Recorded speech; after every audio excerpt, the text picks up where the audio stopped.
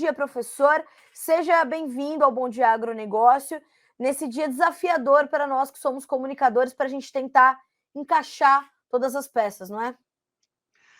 É isso, Carla. Bom dia a você, bom dia aos espectadores aí do agronegócio, do Notícias Agrícolas.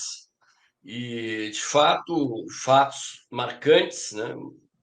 Fatos daquele tipo que tem um antes e um depois. Eu gravei meu vídeo para o canal Dextra ontem, no final da tarde, depois do pronunciamento do Lula, mas a noite foi cheia de decisões, de atitudes do governo federal, do STF. E temos aí, portanto, um noticiário intenso para analisar e comentar. Conforme eu acompanhava aí, estava te ouvindo antes de entrar no ar aqui, houve, evidentemente, né? Evidentemente, infiltração. Há inúmeros vídeos mostrando isso, como já aconteceu naquele outro episódio em Brasília, das depredações. Indivíduos mascarados, vestidos de preto, eventualmente portando uma bandeira do Brasil para disfarçar, incitando o vandalismo, provocando o vandalismo, e é algo, é uma jogada manjada, né? Eu acho que tem coisas muito estranhas e muito similares aos episódios do Capitólio nos Estados Unidos em 6 de janeiro,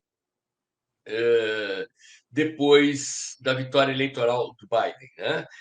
Primeiro, assim, Lula fora de Brasília, a esplanada dos ministérios completamente desprovida de um aparato de segurança que pudesse acompanhar os acontecimentos. O ministro Flávio Dino tinha chamado a si a autoridade, convocado a Força Nacional para atuar nessa situação, e não se viu Força Nacional atuando.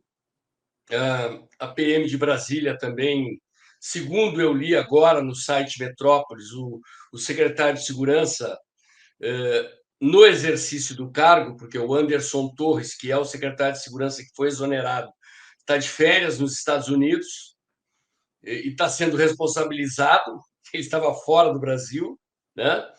Então, me parece que os patriotas foram induzidos a algo que criou essa situação. Nessas situações, há sempre grupos mais radicalizados, não estou dizendo que eventualmente algum patriota não tenha participado de atos ilegais, condenáveis, mas está evidente, são centenas de imagens de vídeo mostrando infiltrados, inclusive infiltrados sendo imobilizados, entregues à polícia por patriotas. Eu acabei de ver no Instagram aqui, não dá tempo de enviar aí o link, né? De uma imagem em que os patriotas tiram o capuz de um indivíduo vestido de preto, com uma barra de ferro na mão, correm atrás, ajudam a polícia, eu acredito que era a polícia legislativa, a prender esse indivíduo, né? Então, há um sentimento de frustração das pessoas com o resultado da eleição, com o fato de que nada foi feito para alterar o curso dos acontecimentos. É compreensível, mas acredito que houve, no mínimo, uma ingenuidade, uma falta de planejamento, né? De não prever que algo do gênero pudesse acontecer num contexto de uma manifestação na capital federal, assim, tão próxima do resultado da eleição e dos acontecimentos frustrantes que abalaram as pessoas, né? A consequência disso é uma onda repressiva sem precedentes. O ministro Alexandre de Moraes, mais uma vez, em decisão monocrática, para a qual ele não foi acionado, suspendeu o governador do Distrito Federal por 90 dias, a dúvida se ele volta ao cargo.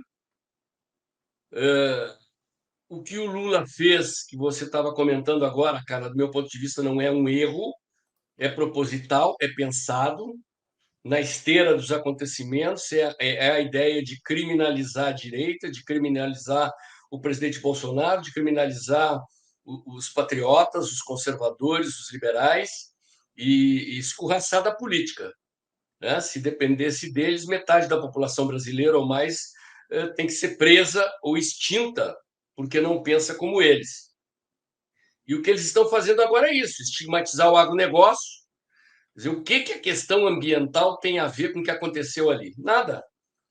Né? Quer dizer, o Lula faz uma ilação completamente sem fundamento, sem prova, associa o agronegócio aos acontecimentos e joga a opinião pública contra o agro, né? Que eles têm como inimigo. Exato.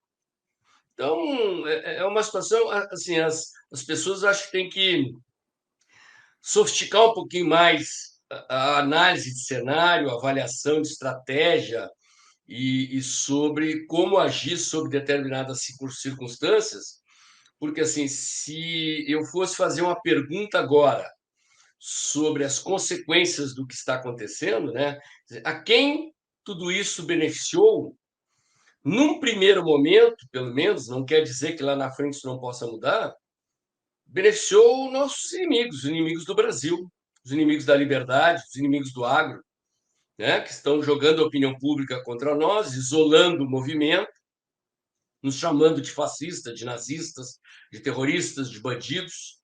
Né? É curioso, porque a imprensa, quando trata de bandidos de verdade, é sempre o suspeito. E a CNN, por exemplo, era descarado. A barra com a manchete da chamada da notícia na tela da CNN de ontem era chamar todos os manifestantes ali de criminosos. Né? Então, infelizmente, o fato está criado, está em pleno desdobramento. Vamos ter que acompanhar. Há bloqueios da Marginal Tietê em São Paulo, um bloqueio com pneus queimados também, que é coisa do MST, né? Não é uma prática que a gente tenha percebido, visto nas manifestações da direita brasileira desde 2013, que sempre foram manifestações pacíficas, ordeiras, sem enfrentamento com a polícia, em colaboração com a polícia. Mas, enfim, há uma parcela radicalizada do movimento que eu acho que está sendo instrumentalizada pelo inimigo. Professor, antes da gente continuar, eu quero só aqui atualizar as pessoas que estão chegando agora a essa conversa, né? Ou pelo Instagram, ou pelo YouTube, ou pelo próprio noticiasagricolas.com.br, e responder principalmente o Edmar Sequim, que diz o seguinte: vocês estão apoiando isso? É isso mesmo que eu estou ouvindo? Naturalmente que não, Edmar, naturalmente que nós não estamos apoiando e nem iremos apoiar qualquer ato de violência, depredação ou vandalismo. Que o professor Paulo Moura está nos fazendo aqui é trazendo luz aos acontecimentos, né? Trazendo essa perspectiva diferente, essa perspectiva de outro ângulo, inclusive já apontando, né, o caráter e como tem sido as manifestações chamadas patrióticas, né, do que aconteceu ontem, né, aquele dia de barbárie que se registrou em Brasília. Professor, ontem nós conversávamos durante, né, aquela confusão toda, e o senhor me dizia o seguinte: Carla, agora nós temos que entender como as coisas acontecem a partir de agora, se as multidões virão para a rua, se esse descontentamento vai alcançar as pessoas que estavam paradas, né, e acampadas nos quartéis em outros pontos do Brasil, se nós iremos fazer uma unificação do movimento daquelas pessoas, dos manifestantes de bem, né? Pelo amor de Deus, a gente não está falando dos vândalos que destruíram Brasília, a gente está falando dos manifestantes que há 60 dias têm feito manifestações ordeiras e pacíficas na frente dos quartéis. O senhor me orientava dessa forma: precisamos entender a partir de agora, e é isso que nós temos que continuar fazendo, tentar entender qual vai ser o caráter que o movimento vai tomar, principalmente depois dessas decisões que foram tomadas no final do dia de ontem. É exatamente isso. Assim, o olhar ele tem que se voltar para dois focos. O primeiro está evidente, estamos vendo acontecer, é a reação das autoridades. O outro é a reação da sociedade. Eu acredito que a única forma do movimento patriótico obter sucesso é com aquele tipo de manifestação que foi feita no 7 de setembro, que foi feita desde 2013, depois de 2015, 2016, nos movimentos do impeachment da Dilma, ou seja, manifestações pacíficas de milhões de pessoas nas ruas, povo na rua pacificamente, né? E não manifestações radicalizadas de minorias. Então, nós temos que observar agora se isso vai acontecer. Porque em 2013, quando aconteceram aquelas manifestações iniciais desse ciclo da política brasileira, que começa com as jornadas de junho de 2013, quando a Polícia Militar de São Paulo reprimiu duramente os movimentos, aquela repressão desencadeou, como um rastilho de pólvora, a explosão das manifestações no Brasil inteiro e desencadeou um movimento que levou anos, abriu um ciclo de transformações na política brasileira que eu acho que continua aberto, que é um ciclo de ruptura histórica. Me entendam bem quando eu falo ruptura histórica, não estou falando de ruptura institucional, não estou falando de uso da violência na política, estou falando de um fenômeno político, sociológico, histórico de transformação da sociedade. Né? Há uma disputa de poder entre diferentes setores da sociedade brasileira, e eu sempre defendi no meu canal, nos meus vídeos, que essa luta política deve ser feita pacificamente, dentro da lei, dentro da ordem, dentro da democracia. No entanto, boa parte desse movimento é composto por pessoas que começaram a fazer política nesse período. Pessoas que têm pouca experiência na política, que não têm vivência partidária e que muitas vezes não raciocinam estrategicamente, raciocinam com o fígado.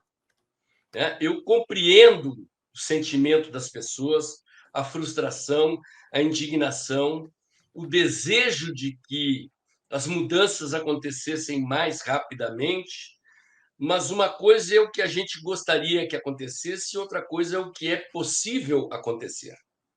E nós temos que refletir sobre os métodos de ação, sobre os métodos de luta. Né? Pode ser que a radicalização funcione. Eu acho que depende, se houver um ambiente nacional de radicalização com apoio massivo da população, pode ser que haja uma mudança, aí uma ruptura mesmo provocada por essas circunstâncias. Mas o que nós estamos vendo neste momento, como consequência dos acontecimentos de Brasília, né, é que o movimento foi usado pelo inimigo. O movimento foi usado pela esquerda, foi infiltrado pela esquerda para produzir como resultado pretexto para o PT e para o STF fazer o que estão fazendo.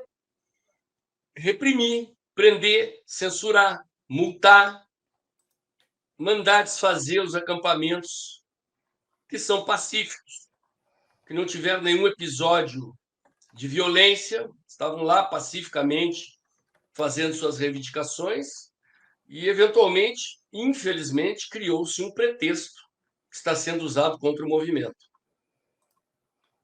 Professor, a gente tem aqui algumas perguntas, e assim, a gente já sabe que esse não é o jeito, abre aspas, correto, fecha aspas, de se manifestar e de colocar todo esse sentimento que o senhor acabou de brilhantemente, como sempre, detalhar, para fazer se valer. Então, qual é o caminho para que essas pessoas consigam mostrar com eficácia o seu descontentamento e que elas merecem uma resposta?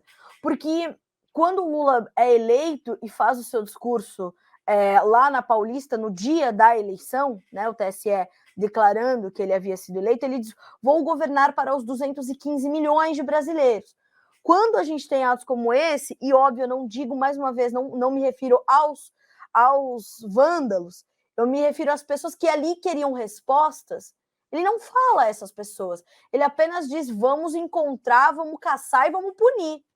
Agora, como se manifestar e mostrar esse descontentamento com eficiência, com eficácia e tentar obter respostas, professor? Bom, Carla, eu inclusive perdi muitos seguidores no meu canal por defender que não era hora de atacar. Eu usei lá num vídeo um título que era recuar, reagrupar, organizar, planejar e contra-atacar. E contra-atacar, sempre que eu falo aqui, é contra-atacar politicamente, dentro da democracia. E esse contra-ataque, do meu ponto de vista, ele passaria, por um lado, por manifestações pacíficas de massa nas ruas, como foram feitas no passado, sem violência, sem depredação, e, por outro lado, da necessidade de organizar a bancada de oposição no Congresso, de tentar eleger um presidente da Câmara e um presidente do Senado de oposição de jogar no erro do adversário, né? O Lula sabe muito bem que metade ou mais, eu acho que mais, nós achamos que mais do povo brasileiro não votou no PT, votou no Bolsonaro. Mas é técnica política, é técnica de propaganda você demonizar a direita. O que ele está fazendo? Tentando jogar o povo brasileiro contra toda a direita, contra todos os conservadores, chamar a todos de nazista, de fascista, de terrorista, de criminoso, porque ele está disputando politicamente. Ele sabe que o governo dele está assentado em bases frágeis. Porque quem se opõe a ele é o Brasil que trabalha, que produz a riqueza do país. E que está segurando investimentos, mandando dinheiro para fora, provocando uma situação decorrente da eleição que aconteceu e decorrente dos erros que o PT já está cometendo, com esse ministro da Economia que não entende de economia, com a ministra do Planejamento que não entende de economia, com o ministro da Educação que não sabe fazer contas, que erra contas simples de matemática, né? Com o ministro da Justiça que se comporta como um oficial da SS, né? Mandando prender, mandando censurar, jogando em dobradinha com autoridades do judiciário para reprimir, para tentar extinguir a direita do Senado Nacional. Quer dizer, nós temos que raciocinar com o cérebro e não com o fígado. Pensar no médio e longo prazo. Porque daqui a 4, 5, 6 meses haverá um cenário econômico difícil para o governo, difícil para o Brasil, decorrente do resultado da eleição e dos erros que o PT está cometendo, com uma política econômica de esquerda, com um governo de esquerda, com ataques ao mercado, com a insatisfação do mercado, com eventualmente o Alckmin e seus aliados conspirando contra o Lula, talvez se crie uma oportunidade mais ali adiante para, aí sim, com manifestações de massa na rua, com apoio popular, e não com manifestações minoritárias, radicalizadas, né? Sangrar o governo e tentar, eventualmente, até o impeachment do Lula. Né? Então, é preciso sofisticar a análise, sofisticar o raciocínio. É preciso saber avaliar a cena. A política, ela é um jogo de inteligências interagindo e é preciso, às vezes, saber submergir, saber calar e saber emergir e falar na hora certa, né? Não é um atacar o inimigo constantemente e nem um falar constantemente, né? O ataque e o discurso eles têm que ter objetivos, eles têm que fazer parte de um plano estratégico. E eu acho que as pessoas estão radicalizadas porque estão movidas por sentimento e não por razão, por indignação, por desespero, por, enfim, por uma expectativa de satisfação de uma demanda que foi frustrada, infelizmente, né? Nós não conseguimos construir um partido, nós não temos, né, não temos uma direita com uma larga experiência na política. As pessoas, os ativistas que estão aí nos movimentos, são pessoas que começaram a fazer política de 2015 para cá, talvez um pouco antes. As técnicas políticas são o quê? Manifestação de rua e rede social. Né? Quer dizer, Exatamente. a política implica numa série de outras possibilidades de atuação que requerem organização, planejamento, inteligência, né? E não precipitação e ação por impulso. Professora, a gente tem aqui um comentário que eu acho bem interessante para a gente avançar, porque a gente também falou sobre isso ontem. O Bolsonaro se manifestou no Twitter, né, já no final do dia também repudiando os atos de violência, depredação, vandalismo, trouxe, né, a lembrança do que aconteceu em 2013, em 2017 também, com atos ali de apoiadores da esquerda, e disse o seguinte, que condena o que aconteceu e aquilo não é democracia. E a Juliana, pelo Instagram, ela diz o seguinte: penso que o movimento hoje não é mais sobre o Bolsonaro, mas sim sobre uma boa parte da população que não aceita o retrocesso nem as canetadas de alguns. E de fato nós falávamos sobre isso ontem. O nome do Jair Bolsonaro já não aparece com tanta força mais nas manifestações, ou é uma percepção equivocada da minha parte? Não, cara, está correto. Na verdade, nunca foi pelo Bolsonaro, né? Quer dizer, a mobilização é por um Brasil livre, próspero, com ordem, com progresso, assentado em valores conservadores, numa economia liberal, em que as pessoas tenham liberdade.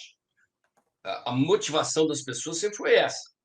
O presidente Bolsonaro foi o líder que encarnou esse movimento, soube entender esse movimento e virou o candidato representando esse sentimento, né?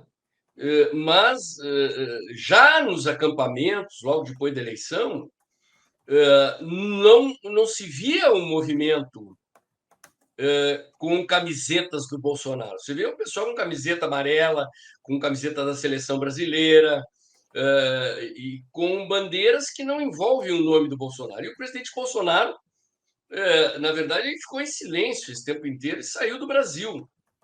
Mas, como eu disse, da mesma maneira que o Lula sabia o que estava fazendo quando condenou o agro, quer dizer, o que a esquerda quer? Tornar o Bolsonaro inelegível e, se possível, preso.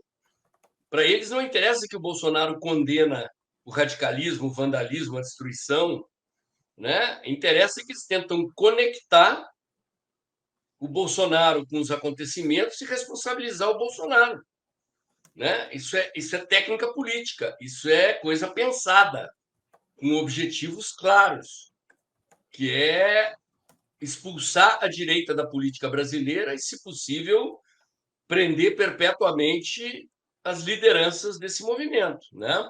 E agora é um movimento muito rico. As lideranças deste momento aqui não são as lideranças de antes da eleição e não são as lideranças de 2018 e 2015. O movimento, em cada fase, ele vai gerando as suas próprias lideranças. O único grande líder que surgiu nesse período todo, né, foi o presidente Bolsonaro. Porque ele era um político, porque ele tinha um discurso que agradava as pessoas e coincidia com a demanda do movimento, né? Mas os caras acham que vão conseguir acabar com o movimento decepando algumas lideranças, ainda que sejam centenas os presos lá em Brasília, dentre os quais devem estar muitos desses provocadores infiltrados, né? Mas, como eu disse, nós estamos vivendo um momento de mudança histórica no Brasil. É algo que emerge da sociedade, é um sentimento muito forte que emerge da sociedade, e você não contém isso apenas degolando lideranças, né? Quer dizer, se a mudança não acontecer agora por causa da repressão, ela pode, né? Ela pode, digamos assim, diminuir de intensidade, explodir aí na frente de outra maneira de novo, porque as condições objetivas, o problema real, aquilo que motiva as pessoas, que é o desejo de viver numa sociedade livre e próspera, com ordem e progresso, regida por valores conservadores, continua sendo ameaçado, e mais ainda pelas autoridades de plantão. Então, o sentimento que move essas pessoas não move. Você não mata o sentimento, você não mata as ideias, você não mata o pensamento, né? E isso é uma panela de pressão.